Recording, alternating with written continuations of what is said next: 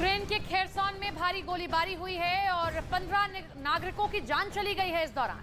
दरअसल बड़ी जानकारी यह है कि खार्किव में हार के बाद रूस ने यूक्रेन पर हवाई हमले तेज कर दिए हैं। पूरे देश में रूसी हवाई हमलों ने यूक्रेन के ऊर्जा बुनियादी ढांचे को अपने घुटनों पर ला दिया है। यूक्रेन में इस वक्त 1 करोड़ 20 लाख लोग बिना बिजली के रहने को मजबूर हो गए हैं।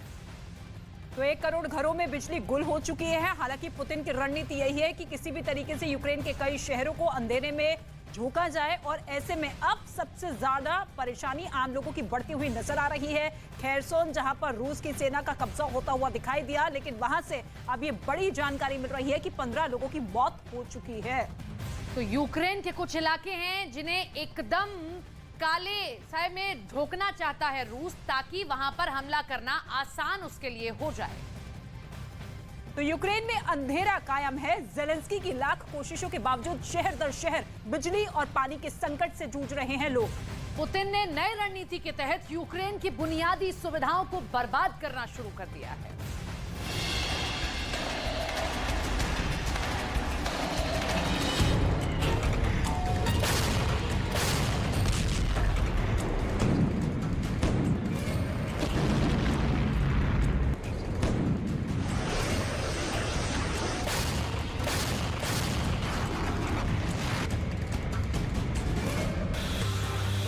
पुतिन के बमों ने यूक्रेन का मौसम बदल दिया है।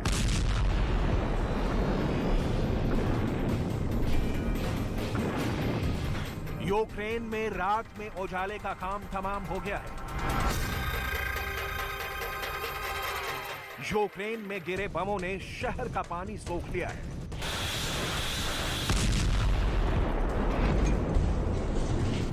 यूक्रेन में जिंदगी की रेलगाड़ी पटरी से उतर गई है।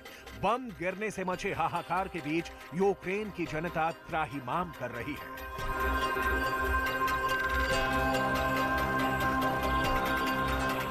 वर्चस्व और बचाव के बीच की जंग जारी है। यूक्रेन पर रूस के हमले ने देश का हाल कैसा कर दिया है, इसकी लेटेस्ट रिपोर्ट वाली इस तस्वीर को देखिए। यूक्रेन में कांपती जिंदगी की सबसे ताजा तस्वीरें हैं ये।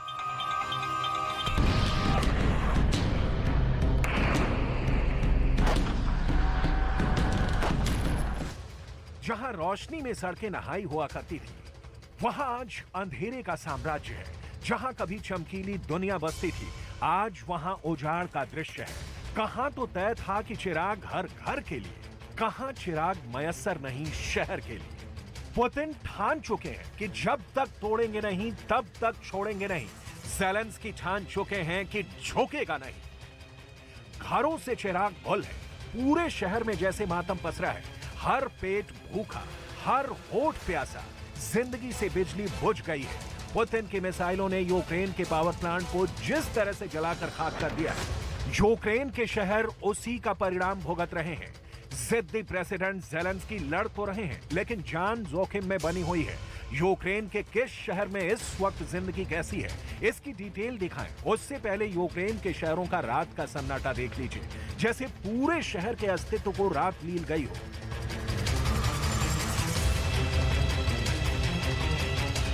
युद्ध ने यूक्रेन के शहरों की दुर्दशा कर दी है। एक तो नहीं, कई शहर बुनियादी चीजों के लिए जूझ रहे हैं। शहर में बिजली चली गई तो सारी समस्या विपत्ति बनकर गिरी है। बिजली गई तो गर्मी गई। जबकि इस वक्त यूक्रेन में कड़ाके की ठंड पड़ रही है। हीटर के लिए बिजली चाहिए। बिजली गई तो पानी गया। पानी के बिना जिंदगी कैसे चले। सर्दी में पानी बर्फ बनता है तो पिघलाने के लिए बिजली चाहिए। बिजली गई तो मेट्रो सेवा बंद हुई। शहर का पहिया थम गया। बिजली ने भागते शहर पर बम गिरा दिया। Ключове завдання дня сьогоднішнього, як і інших цього тижня, це енергетика. Від середи по сьогодні вдалося вдвічі скоротити кількість людей, у яких відключається електрика для стабілізації системи. Станом на цей вечір відключення тривають у більшості областей та у Києві. Загалом понад 6 мільйонів абонентів. Вечором середи було відключено майже 12 мільйонів абонентів. Найбільше проблем зараз саме в столиці, а також в Київській області, на Одещині, Львівщині, Вінниччині та Дніпропетровщині. खेरसॉन की हार के बाद पुतिन के यूक्रेन पर हमले के आलम है कि एक एक दिन में 100 मिसाइल हमले यूक्रेन की जमीन को दहला रहे हैं। क्राइमिया के कर्च ब्रिज का टूटना और उसके बाद खेरसॉन में रूस की आर्मी के पोजीशन से पुतिन की त्रिकुटी टेढ़ी हो गई है। इसलिए एक प्लानिंग के तहत पुतिन ने यूक्रेन को झुकाने के लिए शहरों को उजाड़ने का हुक्म दिया है और इसके तहत पहला काम है बिजली पर बम गिरा देना। नतीजा है यूक्रेन में अंधेरा कायम हो जाना। राजधानी कीव हाँफ रही है। 30 लाख लोगों का शहर है कीव और 60% घरों में बिजली नहीं है। ज़ेलेंस्की खुद कह रहे हैं कि देश में ब्लैकआउट है।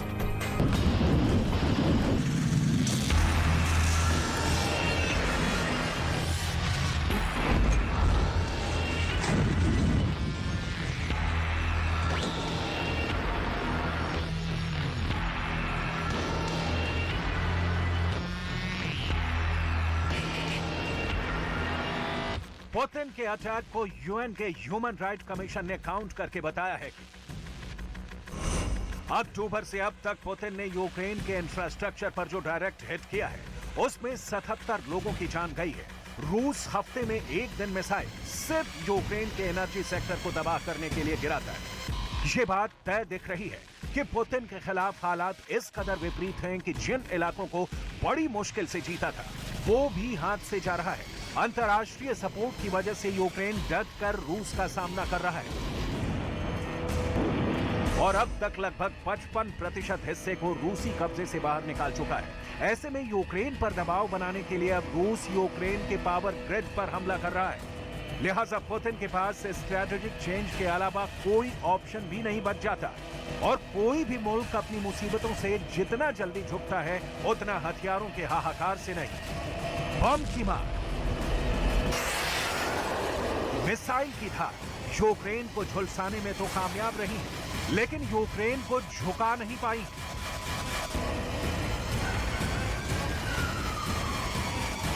पुतिन यही रणनीति अपना रहे हैं और यूक्रेन के शहर दर शहर में वीरानगी पसरी है।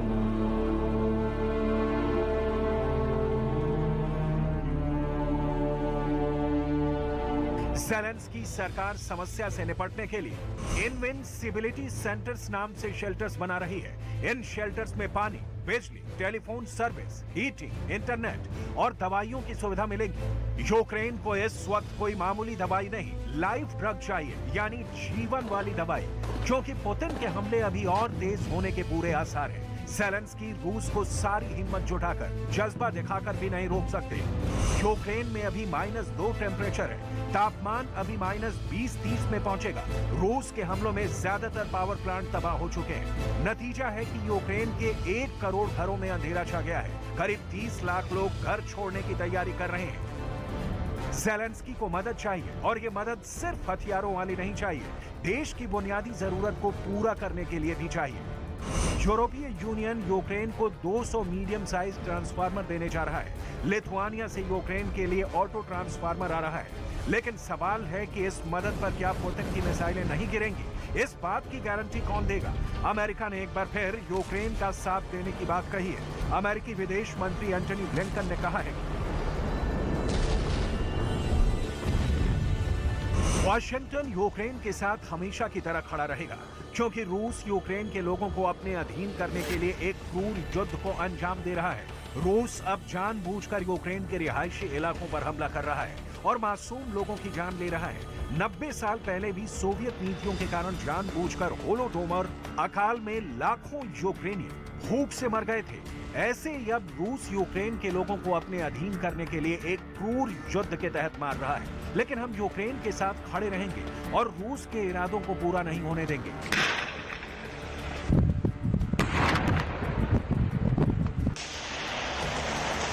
पुतिन जंग में इतना आगे बढ़ चुके हैं कि अब पीछे लौट नहीं सकते और ज़ेलेंस्की को हर तरह की मदद ने इतना बलवान बना दिया है कि पुतिन की सेना तक कम पड़ रही है। जिस होलोडोमर अकाल का एंटनी ब्लिंकन ने जिक्र किया वो कितना भयावह था जानना बहुत जरूरी है, क्योंकि यूक्रेन भी उसी ओर बढ़ रहा है। 1930 के दशक में यूक्रेनी अकाल होलोडोमर के रूप में जाना जाता है। इसने पूर्व सोवियत संघ के अन्य हिस्सों को भी तबाह कर दिया था। इसमें पश्चिमी साइबेरिया, उत्तरी काकेशस, कजाकिस्तान और किर्गिस्तान में 70 लाख लोग मारे गए। यूक्रेन का इंफ्रास्ट्रक्चर तबाह कर पुतिन ने पहले यूक्रेन की इकोनॉमी को बर्बाद किया, अब सीधी चोट डे टू डे लाइफ पर है। राजधानी कीव का हाल आपने देख लिया, अब यूक्रेन के बाकी बड़े शहरों के हालात देख लीजिए, यहां भी अंधेरा है। Irpin, Mariupol, Dnipro, Zaporizhzhia. बिजली पानी की समस्या के लिए रो रहे यूक्रेन के लिए हालांकि अभी एक ताजा खबर आई है। यूक्रेनी अधिकारियों के मुताबिक धीरे धीरे बिजली बहाल की जा रही है।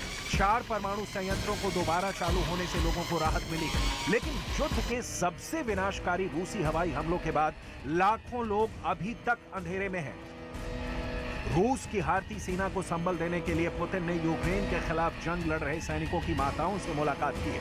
उन सभी महिलाओं के दुख को साझा किया। मॉस्को में अपने घर में मुलाकात की। रूसी सैनिकों की माताओं से मुलाकात में पुतिन को 17 महिलाओं के साथ बैठे हुए देखा जा सकता है। इनमें से कुछ महिलाओं ने काला स्कार्फ अपने सिर पर बांधा है, जो किसी के खोने के दुख का सिंबल माना जाता है।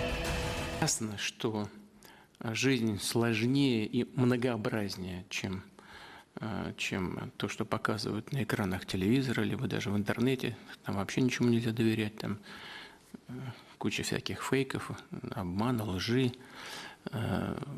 Там очень много информационных атак, потому что в современном мире, всегда было так, но с учетом современных технологий это стало особенно актуальным и эффективным. Это тоже информация, это тоже оружие борьбы. पुतिन जंग में किस लेवल पर एक्टिव है, ये आप जानेंगे तो जो सवाल करते हैं कि पुतिन गंभीर रूप से बीमार है, उनको करारा जवाब मिल जाएगा। पुतिन डायरेक्ट यूक्रेन भेजे सैनिकों से भी बात करते हैं। Я с ними иногда говорю, я по телефону с некоторыми, я по телефону говорил напрямую с ребятами прям.